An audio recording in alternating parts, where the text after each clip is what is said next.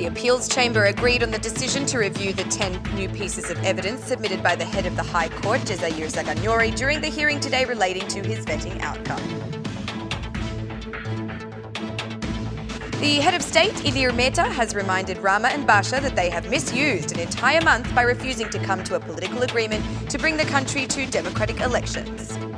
Minister Belinda Baluku has undertaken another initiative that will burden citizens' pockets in the form of a draft law that will see fuel prices increase by a further 20 lakh per litre.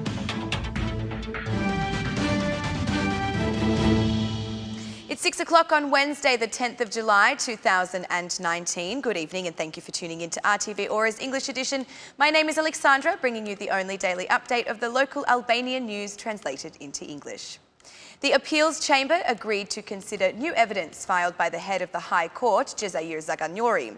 A second hearing was held at the appeals chamber after the public commissioner appealed the decision by the Independent Qualification Commission to reconfirm Zaghanori in duty, arguing that Zaghanori did not pay his tax obligations. Zaghanori denied before the court any such allegations by claiming that he has paid all tax liabilities in full, proving some with documents despite it relating to the period 1995 to 1997. The head of the High Court, questioned about the deadlock in the function of the institution running and the 2 extraditions that have not been dealt with, stated that he had issued notification that the High Court needs to have 4 new non-judge candidates appointed. According to sources, the extradition files not yet reviewed by the court relate specifically to the extraditions of the defendants Besnik Leka, a file raised in Tirana, and Robens Berberi, a file raised in Durrës. If these files are not reviewed by the High Court, the 2 defendants risk being released. The decision to leave the decision of the Independent Qualification Commission for Zaghanori in power or not will be made by the appeals chamber at a hearing to take place on the 17th of July.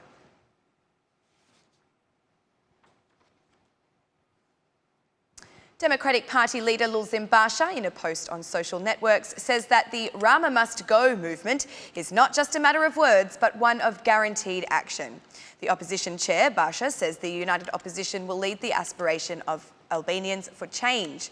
The absolute majority of the determined Albanians in the battle for the departure of Edi Rama and his regime must know that the Democratic Party, the united opposition, has heard them and will lead your aspirations for change.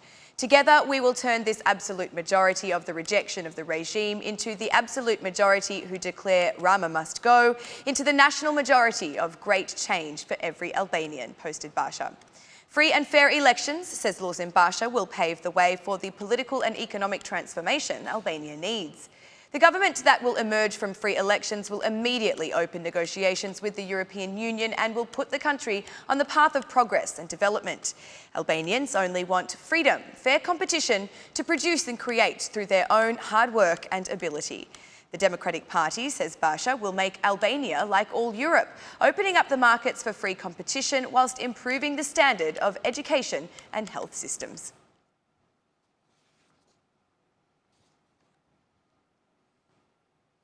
It seems that the efforts of President Mehta to bring the majority and opposition together for dialogue to resolve the political crisis have not stopped. From Bosnia and Herzegovina, via a Facebook status and after meeting with his North Macedonian counterpart, Stevo Pandarovski, the head of state appealed to Albanian politics to stop the abusive political rhetoric and focus on an agreement to solve the political crisis. Today becomes misused time, since the decree to cancel the June 30th elections was to allow for us to reach a comprehensive solution that strengthens the country's credibility for free and fair elections, said President Mehta. Also, President Mehta has urged the majority to take an example from North Macedonia for the inclusion of the opposition on fundamental issues of democracy. It was a pleasure to see President Pendarovski's determination to cooperate and involve the opposition in dialogue over fundamental issues of the state and democracy. Both our countries must unite in their efforts to open accession negotiations in October, declared Mehta.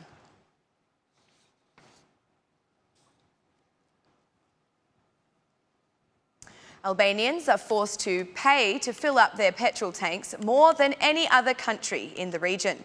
Despite this, arguably the most controversial minister, Belinda Baluku, has issued a draft law that will bring yet another price hike of about 20 lek per litre.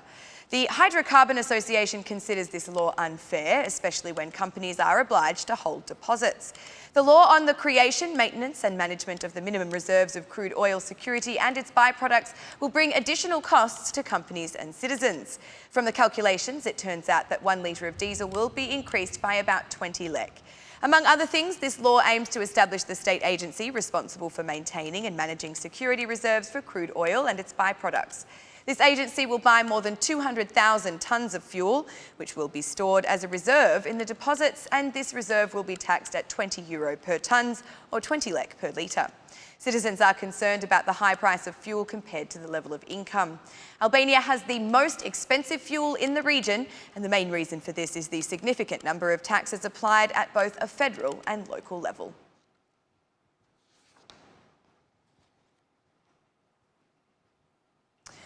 The Socialists will not take revenge on Democrats when they formally take over the leadership of the Shkodra municipality for the first time in the 30 years of democracy. With this message, Didnir Bushati, under the qualification as the delegate of the Social Party for the district of Shkodra, tried to calm the administration of the right-wing municipality after previously having warned he would remove those administration employees who committed violent acts before the election process. There will be no revenge in Shkodra, and there is no need to start a process of self-victimisation in Shkodra, declared Bushati. By promising a new standard in the direction of the municipality, Bushati says Shkodra is now in need of hard work and dedication. Shkodra needs work for a 24-hour chair. There is a need for a municipal council that approves the best municipal policies, added Bushati.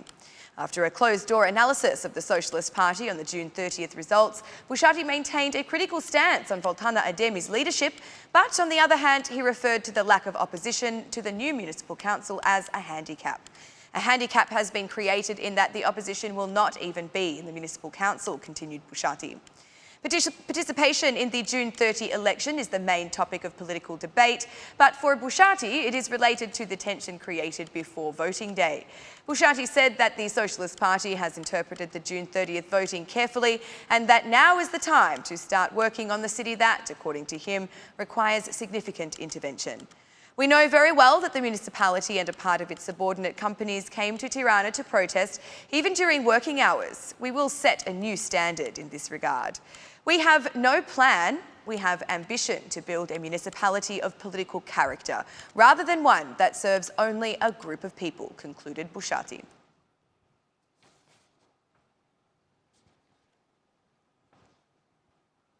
A statement made by the Prime Minister of North Macedonia that Presidents Hashim Thaci and Aleksandar Vučić have agreed to change the borders between Kosovo and Serbia have caused quite the stir in the politics of both Tirana and Pristina. The Democratic Party of Albania, through former Foreign Minister Aldo Bumci, referred to this idea as national treason and that the project for the exchange of territories was designed completely in the interests of the Serbs and Russians. This is ominous news for Kosovo, Albania and all Albanians of the region. It demonstrates that the destiny of a nation is in the hands of a group of irresponsible people who, for their own personal interests and power, are ready to trade and undo historical achievements which have resulted from sublime sacrifices. The Democratic Party calls on the Albanians and our strategic partners, the United States and the European Union, to not allow the implementation of this anti-European and anti-NATO project that is against stability, peace and coexistence in the region and beyond, said Bumci. In another reaction, the SMI Deputy Chair, Petrit Vasili, accused Prime Minister Edi Rama of being a persistent supporter of what is considered such a dangerous political venture.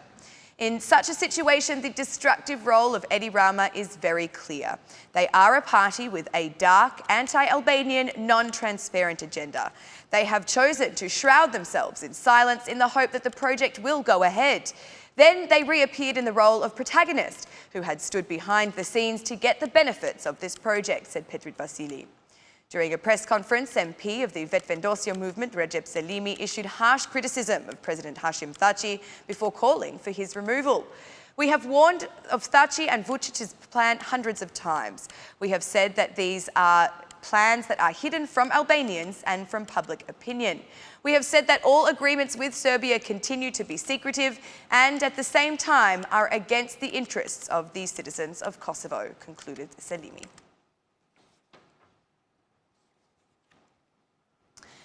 And that's the news across the country today. Thank you for watching our English edition this evening, and be sure to join us again every Monday to Saturday at 6 p.m. for the latest news from Albania. And once again, on behalf of RTV Ora, thank you and good night.